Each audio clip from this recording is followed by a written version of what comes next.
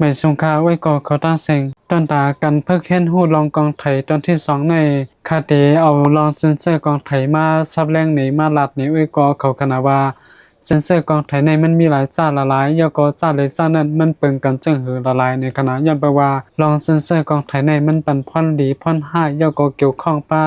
ในการไทยแค่พังเฮาคณะได้เป็นซึ่งหือละลายในเฮาอันกันกว่าด้วยซ้ำกันลองนั่นคณะ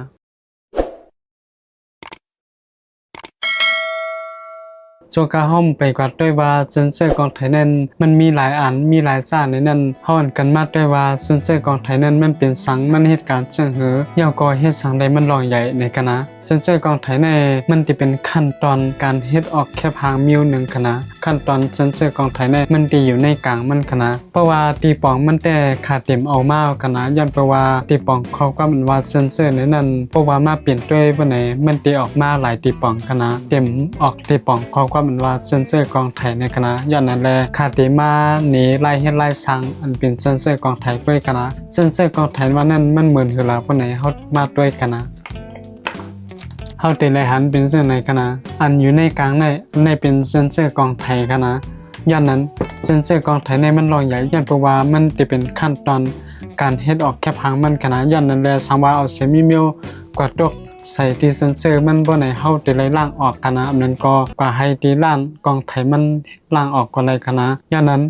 เฮาแต่ละด้วยถึงมันดิลิงงามๆอย่าให้ฝุ่นว่าจะได้ตกเข้าใส่คณะย้อนเพราะว่าสังว่ามันไกวกว่าจะนั้นเลยว่าแจ่มเลยสังสิเอ็ดเอาคณะย้อนเพราะว่ามันเป็นขั้นตอนอันรองใหญ่มันตัดที่เฮ็ดออกแค่พังไรนั่นคณะที่เซนเซอร์กองไทยในมันมี2จ้าอันอยู่ไว้ตั้งในมันคณะจ้าที่1ก็จะเป็นเมกะพิกเซลมันคณะปกติให้ลัดเปิงแตกตั้งใต้มันก็จะเป็นเม็ดแคบห่างในคณะเม็ดห่างในคณะเมกะพิกเซลในมันจะเป็นแท่งมิว1คณะมันเหมือนเอาเม็ดสีอันมาโลกันให้เป็นแคบห่าง1อันจังได๋คณะย้อนนั้นแลเขาฮ้องว่าเมกะพิกเซลในคณะก็ไทยในเพราะว่าเซนเซอร์มันใหญ่พุ่นน่ะเม็ดเมกะพิกเซลมันก็ดีใหญ่จ้ำคณะย้อนไปว่าเม็ดเมกะพิกเซลมันใหญ่นั่นคณะตั้งแจ้งแค่พังมันก็ดีมากป้าคณะย้อนนั้นแลเฮาได้เลยหันว่าเพราะว่าเอาฟงไทยเลยตั้งเอากองไทยในตั้งแจ้งมันติเปิงกันเต้ๆเฮาได้เลยหันที่นั่นคณะ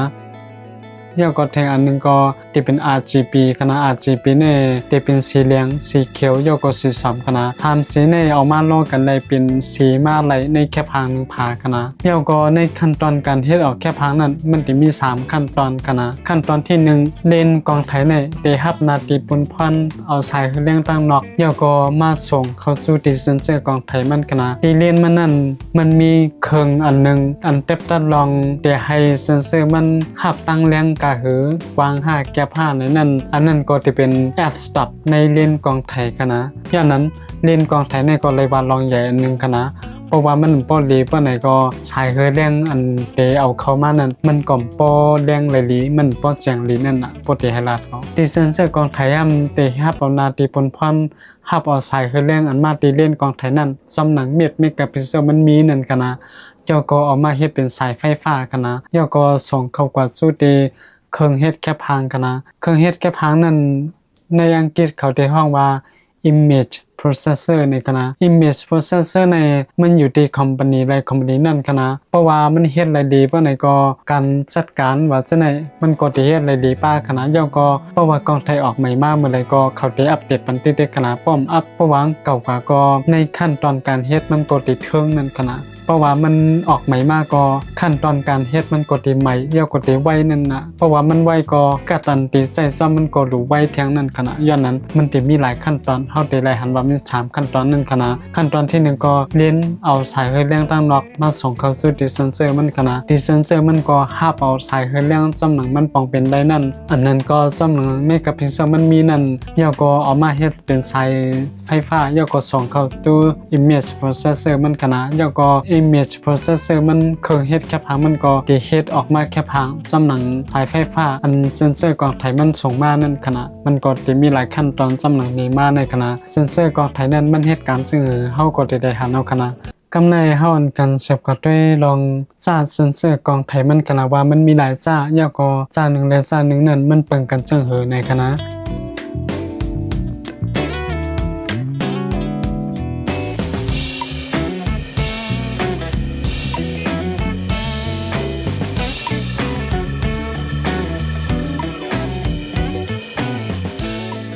ในเซนเซอร์กองไทยทั้งหมดในจำหนังคัดด้วยข้อมูลมันมาในเต็มอยู่6ซ่ากันนะใน6ซ่านั้นตีอยู่มันเตเปรียบเปนกัน1ก้อน1มิลกันนะพอเป็นเซนเซอร์ที่1ก็จะเป็นเซนเซอร์อันเล็กสุดกันนะมันตีอยู่จำกองไทยฟองกันนะเซนเซอร์ที่2ก็จะเป็นเซนเซอร์1นิ้วกันนะ1 inches เซนเซอร์ที่3ก็จะเป็นเซนเซอร์ไมโครโฟโตสกันนะที่เป็นเซนเซอร์อันเล็กเหลือเบินในกองไทยจานหลายเลนเลยกันนะ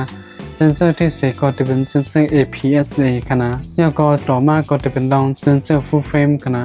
แล้วก็เซนเซอร์อันใหญ่เหลือเบินก็จะเป็นเซนเซอร์ medium format ในกันนะจะเป็นเซนเซอร์กองไทยอันใหญ่เหลือเบินในจากกองไทยกันนะ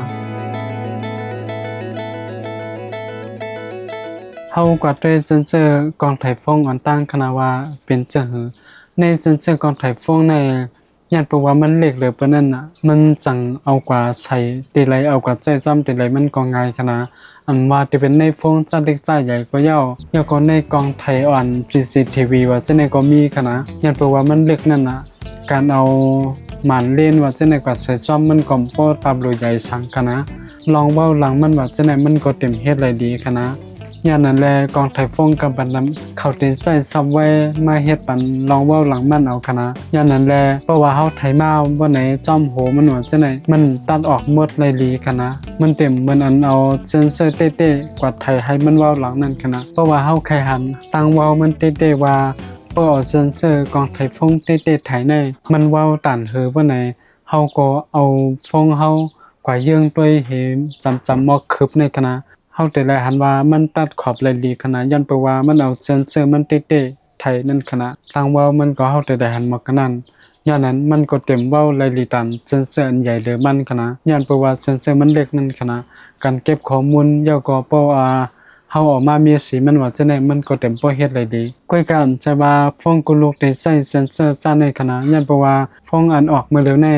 เขาได้อัปเดตเป็นเซนเซอร์ติๆกันนะอันลองอย่างแน่เพราะว่าฟงมันซ่าใหม่มาแล้วก็เป็นซ่าใหญ่ซ่า3-4หมื่นวัตต์เงินไทยขึ้นแล้วว่าไหนเขาได้ใส่เป็นเซนเซอร์ซ่าใหญ่ขนาดบางโลกก็ได้ใส่เป็นเซนเซอร์1นิ้วก็มีขนาดเหมือนจังหนังกองไทยหัวเว่ยว่าXiaomi ว่าจังได๋กันนะบ่เป็นจ้าในก็ย้อนเพราะว่าการขันมันสูงนึงกันนะย้อนนั่นแหละเขาใส่เป็นเซนเซอร์1นิ้วกันนะลองเว้าหลังมันก็ติดไรว่าเฮ็ดไรลิเลเซนเซอร์ดัดมานั่นคณะอย่างนั้นในเซนเซอร์กองไทยฟงก็ติมีหมดกันนั่นคณะ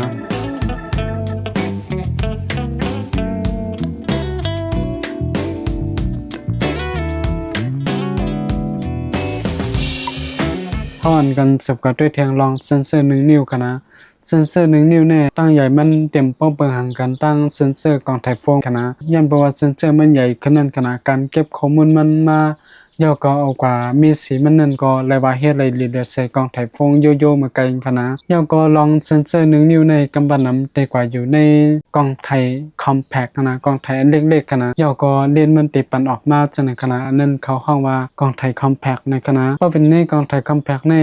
กำปันนำมอก70% 80%ในเขาที่ใช้เซนเซอร์1นิ้วนั่นขนาดยันเพราะว่าหนังเฮือให้กองไทยมันเล็กแล้วก็เอาเก็บเลนไว้ตั้งในเลยจังในขนาดยันนั่นได้เขาใช้เซนเซอร์1นิ้วใจว่ากองไทยคอมแพคก็ลูกที่ใช้เซนเซอร์1นิ้วขนาดบางโลกก็ที่ใช้เซนเซอร์ใหญ่กว่านั้นก็มีขนาดเหมือนจังนั้นวิโคว่าฟูจิว่าจังในขนาดเพราะเป็นจ้าแนะนำเขาที่ใช้เซนเซอร์ APS-C มาเฮ็ดกันนะเพราะว่าเซนเซอร์1นิ้วก็กองไทยที่ใช้จอมก็เต็มมันหนังกองไทย Sony ZV-1 ว่า Canon PowerShot ว่าจังได๋กันนะจากนั้นก็เป็นจานใช้เซนเซอร์1นิ้วมาใจกันนะอย่างนั้นเพราะว่าเซนเซอร์1นิ้วเลยตั้งเซนเซอร์กองไทยฟงแต่ที่มีมากันนั่นกันนะเฮาอันสืบกับด้วยเซนเซอร์อันลายเด่นใดขนาดกำในยันเพราะว่าเสื้ออันลาดมา2นิ้วนั้นที่อยู่ในกองไทยอันลายเด่นเลยกันนะ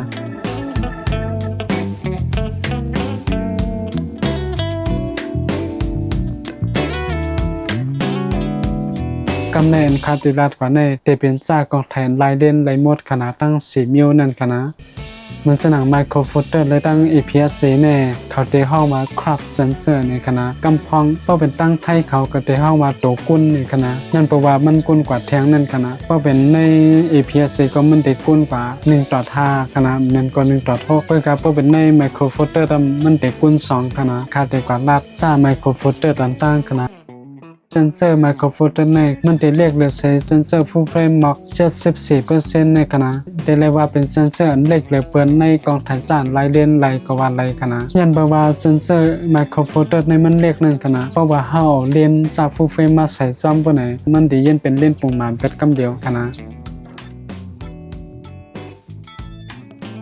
เพราะว่าในเซนเซอร์ไมโครโฟโตนก็ลองไฟล์คุณภาพมันบ่ไหนเรียกว่าดีเหลือเปินใน2เซนเซอร์อันว่ามานั่นขณะเซนเซอร์โฟงในตั้งเซนเซอร์1นิ้วขณะมันก็ติเฮ็ดได้เหลือเสียนั้นอันว่าจะเป็นการมีสีมันก็ย่ออันนั้นก็การมีตั้งแรงตั้งรับเสียงมันก็ย่อขณะคอมพานีอันใช้เซนเซอร์ไมโครโฟโตนในจะมีอยู่2คอมพานีขณะนั่นก็จะเป็นโอลิมปัสได้ตั้ง Panasonic ขณะเพราะเป็นโอลิมปัสในโจ 2-3 ปีมาในข้ามไปได้ยินข่าวออกใหม่ก็ขณะได้เป็นย้อนว่าข้ามเพราะจอมข่าวมันก็ว่าไรขณะเพราะว่าเป็น Panasonic พวกไหนมันได้เลยว่าใกล้ออกไว้ยาวก็เลยว่าเสียงใหญ่ไว้ขณะอันเป็นไมโครโฟโตนก็ได้เป็นซ่า G เตกว่าขณะมันจะนั่ง GX5 GX6 ว่า G95 ว่า G97 ว่าจังได๋ขณะมันก็ได้เป็นซั่นเลยย้อนเพราะว่าเซนเซอร์มันเล็กเหลือเปินในจานลายเลนมันได้นั่นขณะเลนมันก็เลยว่าเล็กเหลือเปินขณะในจานลายเลนเลยเพราะว่าไว้ก็เขาสนใจจานนั้นก็จ้ำกว่าฮาร์ดด้วยก็เลยขณะ Panasonic เลยตั้งโอลิมปัสขณะย้อนนั้นตั้งแต่ในเซนเซอร์ไมโครโฟโตนแต่มีมากนั้นขณะ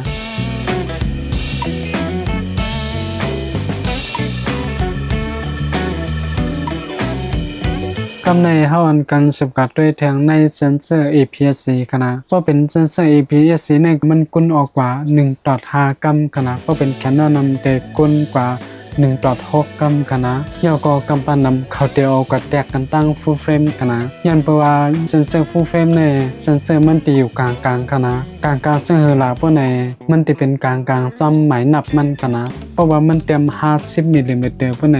มันก็ตึ้นติเป็น50ขณะเพราะเป็นเซนเซอร์ APS-C พวกในมันติเย็นเป็นเลนจันไกลเป็ดกำเดียวขณะยันเพราะว่าเซนเซอร์มันเปิงกันนั่นขณะยันเพราะว่าเซนเซอร์ APS-C ในมันติเรียกเลยใส่ฟูลเฟรมใน50% 60%ในขณะยาวก็มันได้กุนกว่า1/5 กรัมนั่นขณะเพราะว่าเฮาใช้ใจ50ปานใดเฮากว่าใจจ้านมันจะนั่ง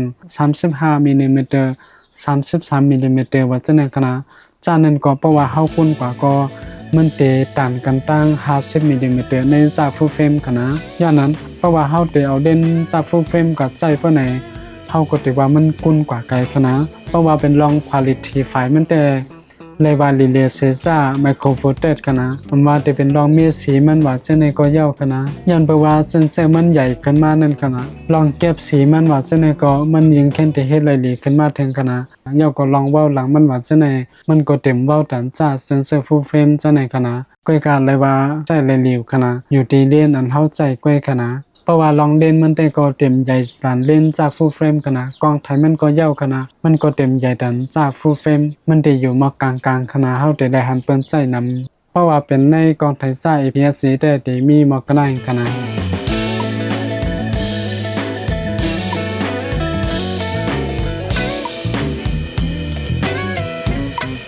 กำในเฮาอ่อนกันมาด้วยในจากเซนเซอร์ฟูลเฟรมกันนะเพราะเป็นในเซนเซอร์ฟูลเฟรมในเฮ็ดสังแลกำปนำเข้ากว่าแตกนึงเปิ้นลาเปิ้นไหนยันเปว่ามันสิเป็นเซนเซอร์กลางกันนะเซนเซอร์กลางในมันเหมือนว่าเฮาด้วยจังหือก็หันจังนั้นกันนะมันจังนั้นเลนมันเต็มไว้กันนะเพราะว่ามันเต็มไว้50ก็ตั้งเก็บตั้งกว้างมันเป็นติเป็น50อยู่กันนะเพราะว่าเฮา50เนี่ยกว่าจะจำไมโครโฟโตนพวกไหนมันติยินเป็น1ปากกันนะบอกว่าเตกุน2กว่าแทงกันนะมันก็ติเข้าจำกว่าแทงนั่นกันนะย้อนนั้นเพราะว่าเป็นจากฟูลเฟรมมันติอยู่กลางกันนะจากฟูลเฟรมในตัวคิมันก็ติใหญ่ปานกลางกันนะอันลองอย่าในเล่นก็ติใหญ่จำกันนะยาวก็มันเต็มจันกันเลยตันจากไมโครโฟโตนได้ตั้ง APS-C กันนะเพราะว่าในเซนเซอร์ฟูลเฟรมก็ลองไฟล์คุณภาพว่าจะได้ตามหรือไม่ใจขนาดลองเว้าหลังมันว่าจะได้มันก็เฮ็ดได้ดีไถมาเอามามีสีมันว่าจะได้ลองจัดการน้อยสิมันว่าจะได้มันก็สิเฮ็ดได้ดีเลยว่าลีเหลือเปิ้นจ้านลาดมาจะนั่นขนาดยาวก็คอมพานีอันใจจ้าเซนเซอร์ฟูลเฟรมนี่ก็ได้มีมัก4-5จ้าในขนาดมันก็สิเป็นเหมือนหนัง Sony Canon Nikon Panasonic ยก็ไลกาว่าจะในกนามันได้มีจะไหนเพราะว่าเป็นในกล้องไทย Sony Nikon Canon ว่าจะในว่าไหนกล้องไทยจ้า APS-C ได้ตั้ง full frame ประมาณใจเมาแล้วกันเลนมันได้ใจจำกันได้ขนาดกวยกาอันเฮาแต่ละสติเนี่ยเพราะว่าเฮาใจกล้องไทย full frame บ่ไหนยาวกว่าใจเลนจ้า APS-C บ่ไหนขอบมันได้ลำกันนะเพราะว่าห้อมแค่ขอบมันลำบ่ไหนเฮาได้เลยกว่าเปิดเขาติดเตรียมไว้ APS-C อันนั้นก็Super 35 mm เนี่ยขนาดเขาได้เตรียมไว้จังนั้นขนาดเพราะว่าเฮากว่าเต็กเปิดดินนั้นปานใดกล้องถ่าย full frame เฮาก็มันได้เย็นเป็นจ้า APS-C กว่า8ขนาดมันได้ครอบเซนเซอร์มันลงขนาดอย่างนั้น quality มันได้เล็กลงขนาดกล้องถ่ายลูกใน quality มันได้อยู่ที่42 เมกะพิกเซลขนาดเพราะว่าค่ากว่าเปิด Super 35 ปานใดquality แค่พางมัน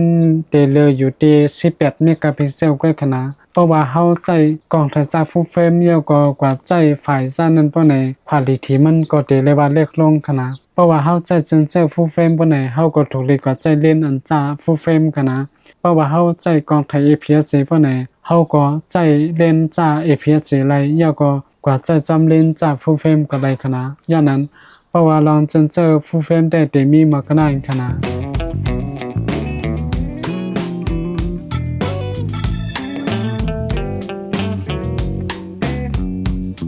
กำในเฮาอันกันสามารถด้วยแทง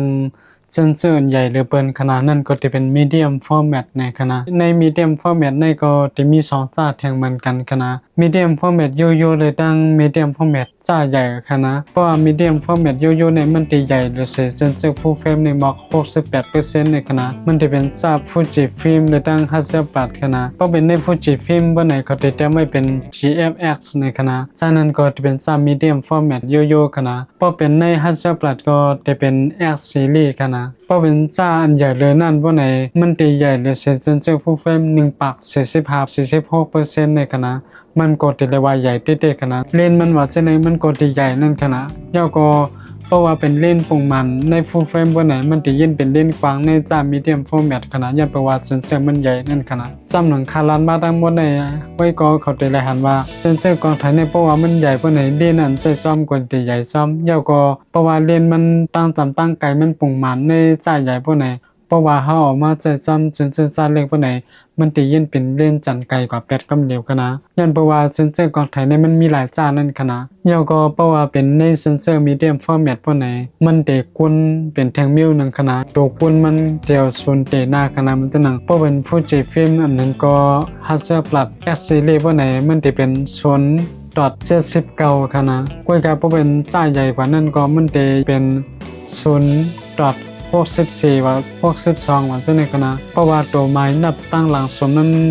ลงกว่าก็เลยว่าเซนเซอร์มันใหญ่ขึ้นเยอะขึ้นตึกๆขนาดอย่างนั้นเพราะว่าเฮาได้นี่เพิ่งแตกมันขนาดในเซนเซอร์ full frame ในเพราะว่าเฮาแตกไว้เป็น1ศอกบ่ไหนตั้งไกลมันก็ตื่นเป็น1ศอกไปขนาดกวยกาเพราะว่าเฮาเซนเซอร์ medium format บ่ไหนตีมันได้กว้างหรือเซ1ศอกนั่นขนาด1ศอกเลย1ศอกครึ่งนั่นขนาดเพราะว่าลอง medium format ได้ค่าเต็มปอลัดปาเด็กๆขนาดย้อนไปว่าmedium format ในคำป้อฮู้ข้อมูลดีคนใจมันก็มันได้เลยว่าป้อนำก็ว่าอะไรขนาดอันตีนำเนี่ยจะเป็น full frame ในตั้ง APS-C ก้อยขนาดเพราะว่าลอง medium format ได้จะมีมากขนาดขนาด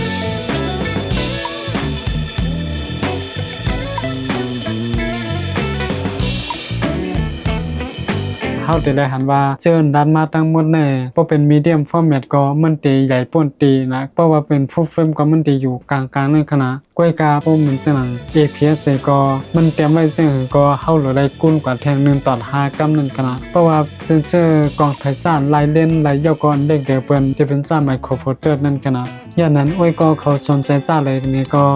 สร้างกว่าเลิกเอาห้างกวยอำนึงก็